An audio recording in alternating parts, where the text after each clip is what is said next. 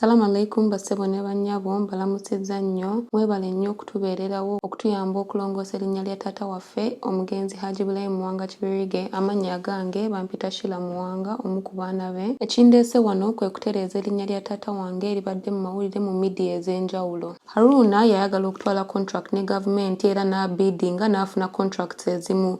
Basically, zino contract akola emirimu up country ne bazimba amalwaliro ne establishments endala. HRN nga company yali temanyikiddwa kwe kugende wa taata waffe n'agenda n'amusaba amuyambeko okubiddinga ku zino contract lwakubanga BMK Uganda Limited yali ekozeeko ne gavumenti, so it would be much easier for him okufuna gino emirimu. Naye nga taata waffe tannamuyamba yamugamba beere very careful lwakubanga akimanyi mbuno Haruna bites off more than he can chew, atwala emirimu left, right and center gy'atasobola. Also, I might say he's a little ambitious. In fact, ne taata waffe yali atugamba buli kaseera tulina okubeera careful Haruna gy'ali lwakubanga akukuta on top of biting off more than he can chew. Ebbanga lyayitawo nga amaze okufuna contract zino zonna, everything is working well, bamusasudde. Ministry of Health, AMSHI bonna nga bamusasuddeko at least 40% n'atandika okukola. Ebbanga ne liyitawo ba contractor ne bajja nga baagala okukebera emirimu naye nga Haruna akozeko 15% naye nga baali bamusasuddeko in advance 40%.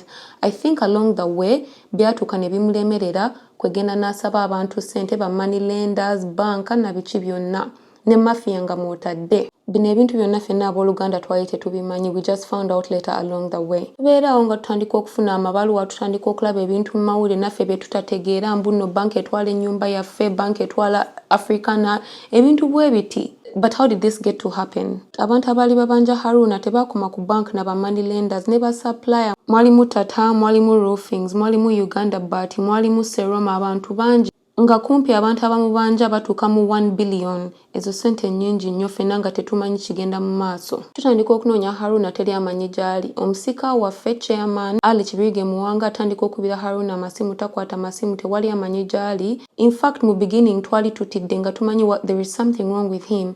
We yakwata essimu nakkiriza okumiitinga ne baganda baffe abamu, yagamba yagala meeting ne babiri bokka. One of them was the chairman, of course. Batula mu meeting nga bamubuuza ki ekibaddewo ng'agamba alina amabanja, ebintu bingi nnyo bibaddewo, mafia bamunoonya nga tuwonya bamafia be baani. Olaba video y'eggulo ndowooza olaba bamafia be baani, because at this point bamafia be bantu ba buli kanaku be tulaba nga bakirumirwa ba Andrew Mwenda. Kakati ekintu kya Andrew Mwenda, omukwano gwa Haruna ne Andrew Mwenda naffe it took us by surprise. Gwatandika in 2021 when my dad was very ill and they became such good friends by 2022 when these things all went down. Andrew Mwenda apparently is a known mafia. I could be wrong, but that's what I know. That's what I hear. Abayongera omubuuza how did all this happen? N'agamba mbuno baamuloga. I know it's very funny. Mbuno abeerawo n'alaba ekinyonyi kya black kijja buli kanaku mu nnyumba ye. Crazy talk. Kijja buli kanaku mu nnyumba ye ne kimugamba ebintu, it makes him sign things he doesn't understand. That's how he ends up signing all these things. How does he acquire all these properties that he fraudulently signed? I'm going to tell you this. All the paperwork and the titles that belong to my father byonna byali bibeera mu nnyumba yaffe. Taata waffe alina amaka abiri, Naggulu A ne Naggulu B. I'm going to read you something. Unfortunately kino sobola kisoma mu Luganda. I cannot translate in Luganda. I apologize. Bino byali mu ddaame lya taata wange. The houses that have been serving as my main homes, which I refer to as Naggulu A and Naggulu B, are my wives and all my children. No one has the authority to evict or remove my wives from my home. You should take good care of these homes for the dignity of our family, and you should never mortgage them with the banks or any organization or any money lenders. Why is that important? When the banks and the money lenders came, we found out that one of the titles that were given to the bank, particularly Ali Equity Bank, Charlie Chapa che waffe ne twebuuza Haruna echapa ya kijjawa.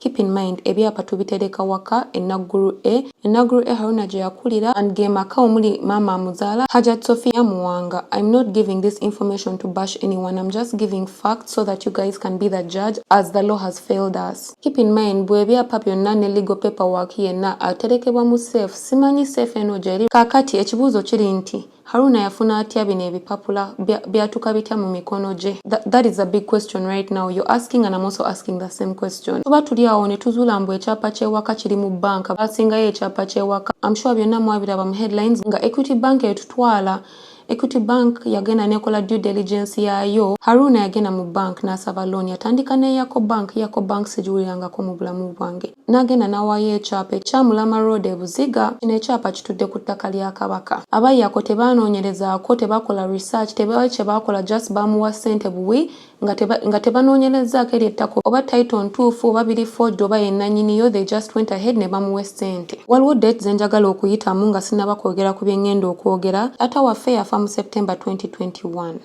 Title baji transferring amanya ga Haruna ku 7th March 2022.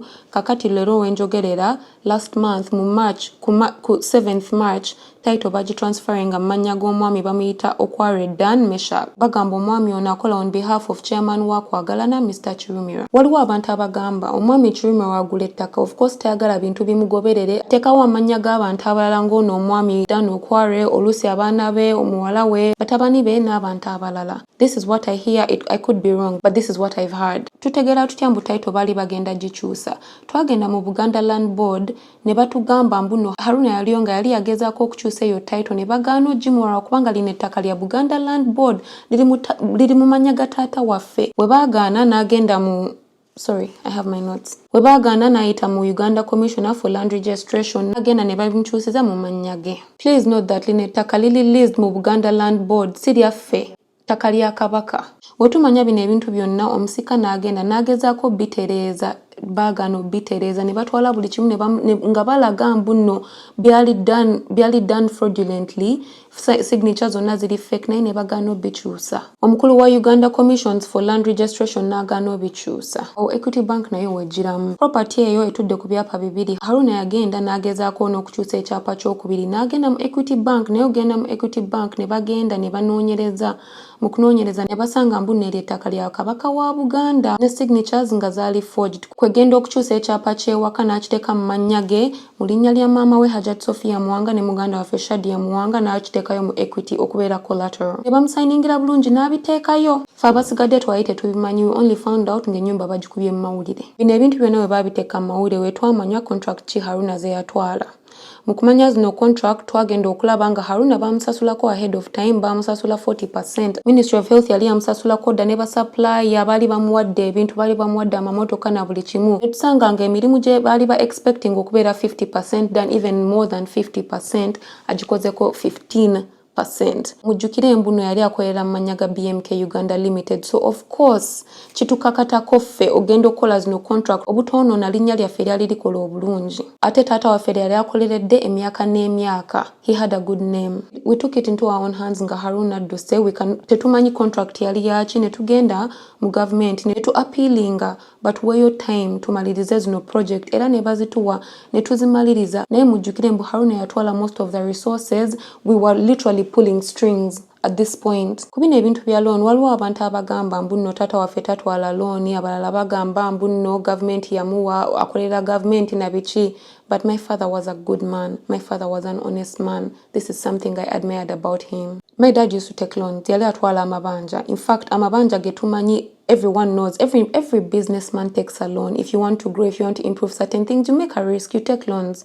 My father took loans with DFCU and UDB, and those loans were serviced properly. Every Saturday twali tutula mu meeting netumakinga sure mbu tusasula ba supplier, tusasula bank every week without fail. Kakati tutuse mu kifo mbuno tutekinze on loans za Haruna. Of course things are going to be difficult. Loans sizaffe. These loans nga we nabagambye ezaba suppliers zili almost 1,800,000,000 and more. Okay? Mulimu eza bank, mulimu eza ba mafia, mulimu eza abani. For some reason ngenda nentula onengamba bamu framing oba tebamu framing. Literally we are breaking this case together. Lwakubanga amateeka tegatwadde bwenkanya. The law has failed us. So please be the judge of this. This is the information I'm leaving you with today. Wembera mwine ebibuuzo byonna bye mulina, we are willing to answer, we are willing to give proof and everything. Byonna mubireke wansi buli kumukutu gonna gwolabirako eno video.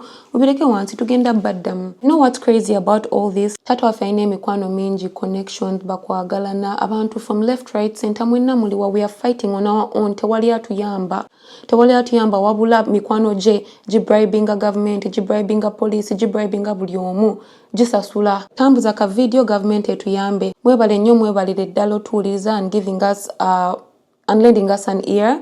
Thank you, we appreciate you and may God bless you.